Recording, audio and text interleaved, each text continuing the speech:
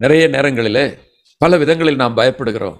மனிதர்களுக்கு பயப்படுகிறோம், சிலர் பிசாசுக்கு பயப்படுகிறார்கள், சிலர் பரீட்சைகள் அல்லது வேறு ஏதாவது காரியங்களுக்கு பயப்படுகிறார்கள்.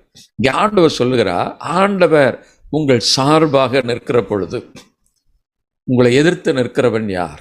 ஒன்றை மாத்திரம் நீங்கள் நினைத்து கொள்ள வேண்டும், நீங்கள் கடவுளுடைய பிள்ளையாக இருக்க வேண்டும். அவ்வளவுதான். நீங்கள் உண்மையிலே கடவுளுடைய பிள்ளைகளாக இருந்தால் ஆண்டவர் உங்கள் சார்பாக இருப்பார். உங்களை எதிர்க்கிறவர்கள் பயப்படுவார்கள். ஏனென்றால் கடவுள் உங்கள் சார்பில் இருக்கிறார்.